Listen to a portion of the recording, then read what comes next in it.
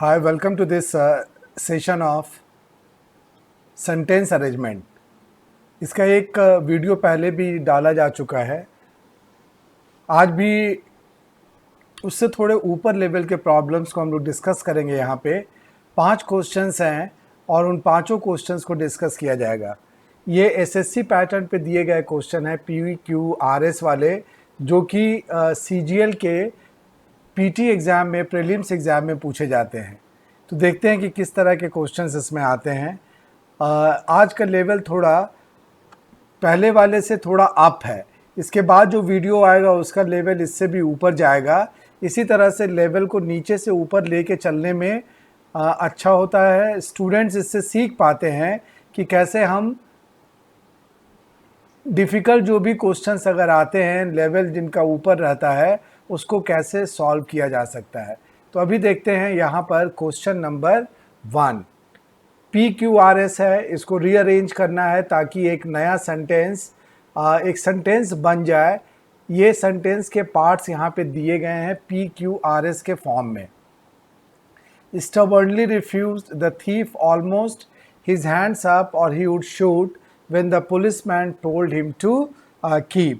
इस क्वेश्चन में अगर हम देखें तो इसमें थोड़ा कन्फ्यूज़न हो सकता है। दो तरह से ये सही लग सकता है। एक तो यहाँ से सही लगेगा when the policeman told him to keep the thief almost। ये वाला सीक्वेंस सही एस से सेंटेंस शुरू हो सकता है, लेकिन इसका जो सही सीक्वेंस है वो यहाँ से हम लोग शुरू करें दूसरे पार्ट से। The thief almost स्टबर्नली refused means यहाँ पे क्या होगा। यहाँ पे हम लोग देखते हैं कि एक चोर है, उसने स्टबर्नली का मतलब होता है जिद पकड़ते हुए, जिद्दी होते हुए क्या किया, जिद्दी होते हुए उसने रिफ्यूज़ कर दिया। क्या रिफ्यूज़ किया? When the policeman told him to keep his hands up or he would shoot up। पहले देखते हैं कि फर्स्ट सेंटेंस मेरा होगा क्यों। यहाँ से हम लोग शुरू करेंगे। The thief refused, the thief almost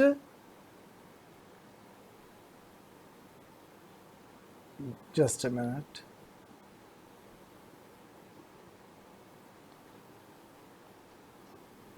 The thief almost received refused। Q के बाद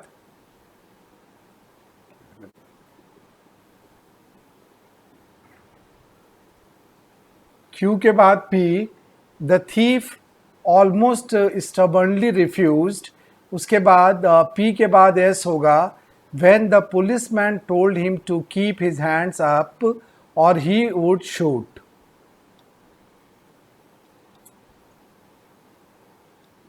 थोड़ा हाइलाइटर काम नहीं कर रहा अभी।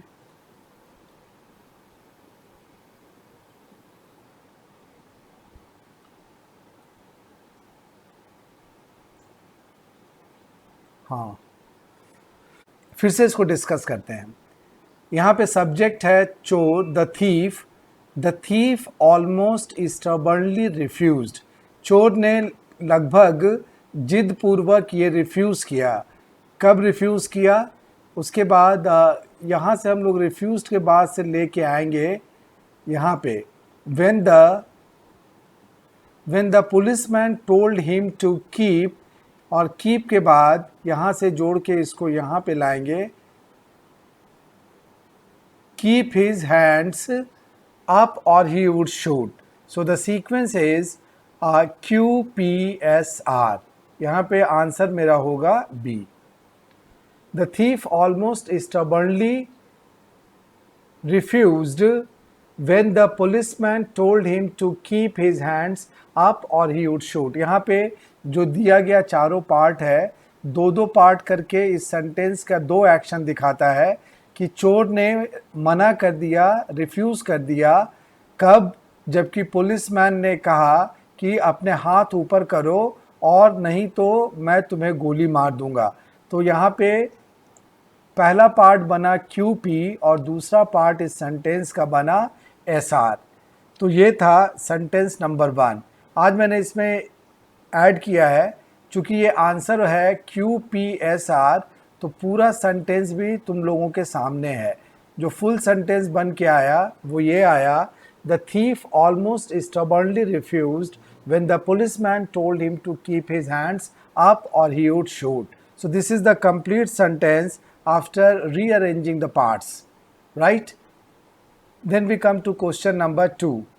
क्वेश्चन नंबर 2 में है, यहाँ पे एक बार इसको ठीक से पढ़ लो। रविन्द्रनाथ टैगोर के बारे में कहा गया है, तो चूंकि उनके बारे में कहा गया है तो ऑब्वियस है कि सेंटेंस आर से शुरू होगा। Tagore was a poet before everything else. अगर देखा जाए तो टैगोर सर्वोपरि एक पोएट थे, लेकिन यहाँ पे कॉमा दिया हुआ है। लेकिन वो सिर्फ पोएट ही नहीं थे, he was also a versatile writer. यहाँ पे ऑल्सो है, यानी कि रविन्द्रनाथ टैगोर के बारे में ही कहा गया है, तो आर के बाद दूसरा सेंटेंस होगा पी। हालांकि सर्वोपरि रविन्द्रनाथ टैगोर एक कवि थे, लेकिन वो एक बहुमुखी लेखक भी थे। यहाँ पे एक वर्ड है वर्सेटाइल, बहुत अच्छा वर्ड है। वर्सेटाइल मीन्स होता है बहुमुखी प्रतिभा संपन्न। जैसे he is a versatile genius, वो एक ऑलराउंडर टाइप का जीनियस है। बहुमुखी प्रतिभा जिसमें होती है उसको हम लोग कहते हैं वर्सेटाइल।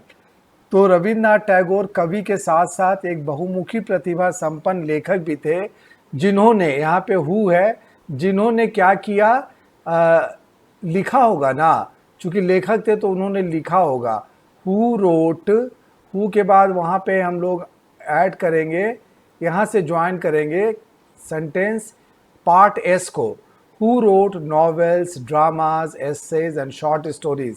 जिन्होंने क्या क्या लिखे, उपन्यास लिखे, नाटक लिखे, लेख लिखे और लघु कहानियाँ भी लिखी। ठीक है, तो एस मेरा तीसरा सेंटेंस हुआ। सीक्वेंस क्या बना, अभी तक सीक्वेंस बना R P S. R P S, और जो लास्ट पार्ट है वो क्या है, that are all considered the best in their sphere. अब यहाँ पे रिलेटिव प्रोनाउन दैट लगाया गया है। दैट किसके लिए लगाया गया है, दैट के बाद हम लोग देखते हैं कि वर्ब क्या है, तो वर्ब भी यहाँ पे आर है, यानी कि ये इसके पहले आने वाले जो एंटीसीडेंट हैं वो प्लूरल होंगे। तो दैट किसके लिए यूज़ किया गया है, किसको डिनोट कर रहा है, नॉवेल्स को, ड्रामास को, एसेस को और शॉर्ट स्टोरीज़ को। इसके लिए रिलेटिव प्रोनाउन, इन सब के लिए रिलेटिव प्रोनाउन वहाँ पे लगाया गया है दैट। ठीक है, तो ये जो दैट है ये इनको रिप्रेजेंट कर रहा है।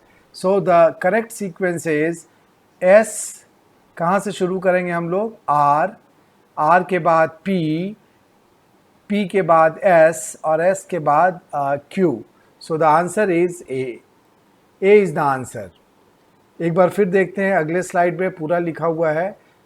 सीक्वेंस हमारा क्या बना था, आर पी एस क्यू। एक बार फिर देख सकते हैं, are P S Q is the sequence. तो उसके हिसाब से Tagore was a poet before everything else. He was also a versatile writer who wrote novels, dramas, essays and short stories that are all considered the best in their sphere. यहाँ पे जो relative pronoun that है उसके पहले किसके लिए use किया गया है, ये इसको एक बार देख लिया जाए।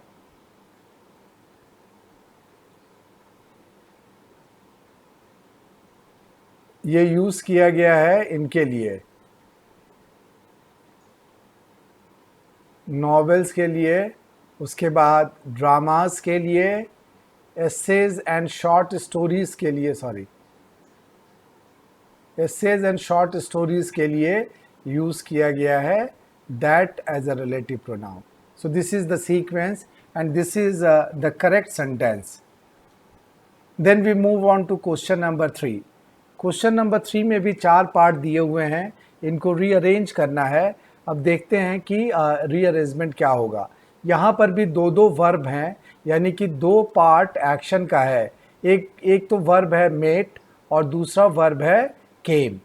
ठीक है, तो हम लोग कैसे ट्राई करते हैं, ट्राई किया जाए। यहाँ पे एक तो वर्ब था क्यू, तो वो ऑप्शन मेरे पास नहीं है। अगर हम चाहते तो यहाँ पे शुरू कर सकते थे, I met a very aged man. But यहाँ पे क्यू से शुरू होने वाला ABCD नीचे जो ऑप्शंस दिए गए हैं उसमें से कोई नहीं है. So we are left with only one option कि यहाँ पे S से शुरू करना पड़ेगा.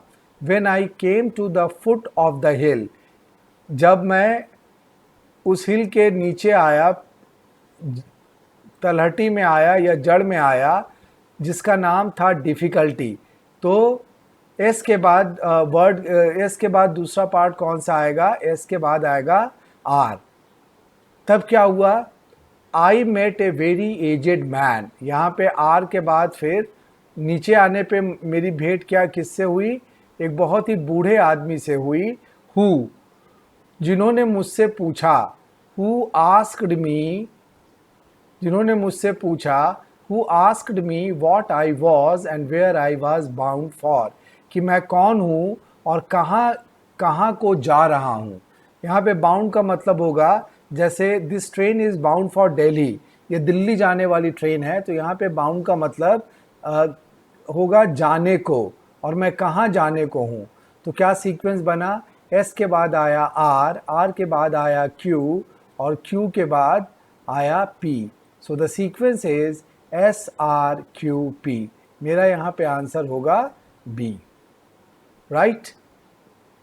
एक पहाड़ की बात की जा रही है, उसको कहा गया कि ये जिसका नाम दिया गया डिफ़िकल्टी, जब मैं उसके नीचे आया, उसके नीचे जड़ में आया, when I came to the foot of the hill, पहाड़ी का जो नीचे का हिस्सा होता है that is called foot of the hill, और जो टॉप होता है that is called peak of the hill. तो वहाँ मेरी भेंट एक बहुत बूढ़े व्यक्ति से हुई, जिन्होंने मुझसे पूछा कि मैं कौन हूँ और कहाँ को जाता हूँ. सो दिस इज़ द सेंटेंस. अब देखते हैं कि ये कैसे बनता है. देखो यहाँ पर SRQP,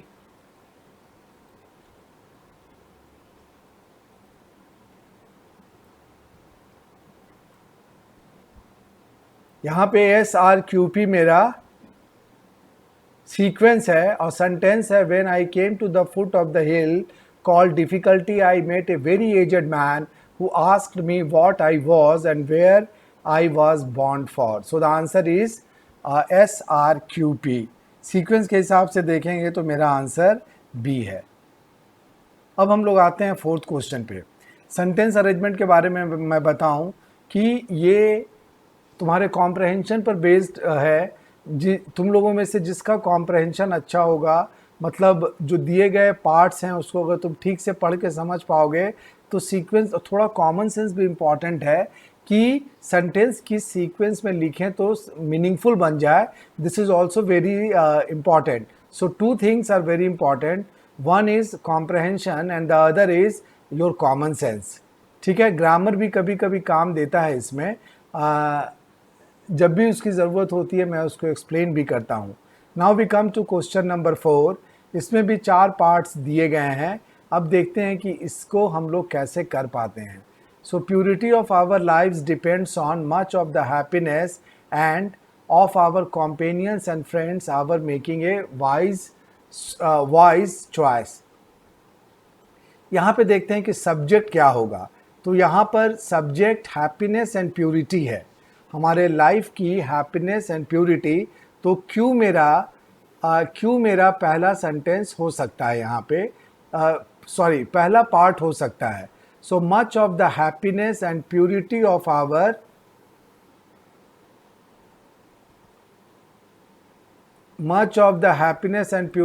our lifes depends on.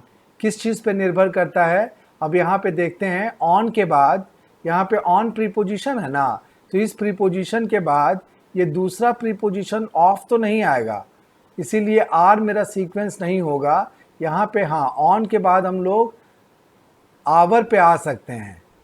किस चीज़ पे निर्भर करता है? On our making a wise choice. बुद्धिमानी से भरे हुए हमारे सिलेक्शन पे डिपेंड करता है. और चॉइस किसका होना चाहिए? किसके बारे में चुनाव? Choice of. यहाँ से चॉइस से हम लोग ऑफ को मिला सकते हैं. Choice of our companions and friends. तो हमारे सेंटेंस का मीनिंग क्या हुआ? Much of the happiness and purity of our lifes depends. हमारे जीवन की अधिकांश खुशियाँ और शुद्धता वो निर्भर करती हैं हमारे बुद्धिमत्तापूर्ण चुनाव पर, सिलेक्शन पे, किस चीज़ का, कि हम कैसे साथी चुनते हैं जीवन में और कैसे फ्रेंड्स चुनते हैं। कॉम्पेनियन का मतलब होता है साथ देने वाला और फ्रेंड्स का मतलब होता है दोस्त। तो the correct sequence goes like this, QPSR. So the answer is this C, QPSR. अब ये सेंटेंस बन के कंप्लीट कैसे होगा? देखो हम लोगों ने क्या आंसर टिक किया था, QPSR, and the complete sentence is much of the happiness and purity of our lives depends on our making a wise choice of our companions and friends. So this is the correct sentence, और जो parts दिए गए थे उनके order होंगे QPSR, right? Then we move on to question number 5। ये वाला भी एक अच्छा क्वेश्चन है, एक एसएससी एग्ज़ाम में पूछा भी गया है। यहाँ पे देखते हैं कि कैसे हम लोग इसको अप्रोच करें। देखो यहाँ पर सब्जेक्ट हो सकता है, ही भी हो सकता है, यहाँ पे माई एक्शंस भी सब्जेक्ट हो सकता है, लेकिन यहाँ पे देखते हैं कि क्यू से अगर हम शुरू करें, पी वाला भी चॉइस मेरे पास है, पी का कौन सा चॉइस है, बी और डी। इसको देखते हैं कि एलिमिनेट कर पाएंगे नहीं या नहीं। My actions towards him had been felt to be very unkind and one of them was that he told me several things. तो अगर इसको हम लोग बी को कंसीडर करेंगे तो one of them was that he told me several things, तो ये सेंटेंस मीनिंगफुल नहीं बनेगा। अब अगर हम शुरू करते हैं क्यू से, तो ही टोल्ड मी सेवरल थिंग्स, उसने मुझे कई चीज़ें बताई। यहाँ पे सेवरल है ना, तो उन्होंने मुझे कई चीज़ें बताई। तो क्यू से शुरू करेंगे और उनमें से एक क्या थी, वन ऑफ देम। यहाँ पे वन ऑफ देम किसके लिए यूज़ किया गया, सेवरल थिंग्स में से किसी एक चीज़ के लिए।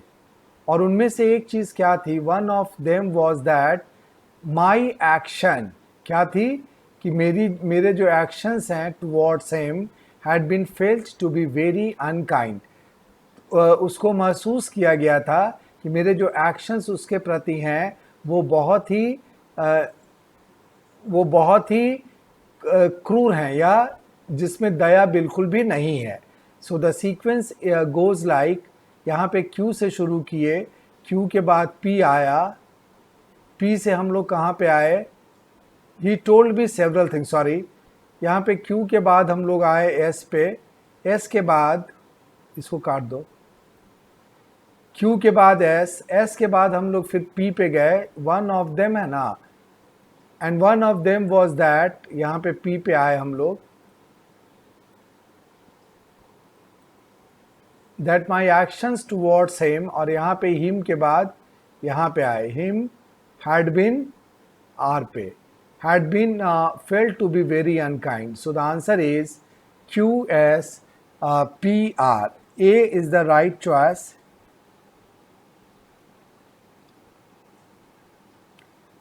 यहाँ पे हम लोगों ने जो टिक किया था QSPR सीक्वेंस, उसके हिसाब से सेंटेंस कैसे कंप्लीट हो रहा है, he told me several things and one of them was that my action towards him had been felt to be very unkind.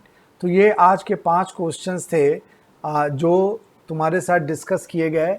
ये एसएससी एग्ज़ाम्स में हमेशा पूछे जाते हैं, मेंस में भी और प्रीलिम्स में भी, और इस पर अगर हम थोड़ी अच्छी प्रैक्टिस कर लें तो इसमें एक्यूरेसी रहती है, गलत होने का चांस बहुत ही कम रहता है। बट कभी कभी ऑप्शंस बहुत क्लोज होते हैं जहाँ पर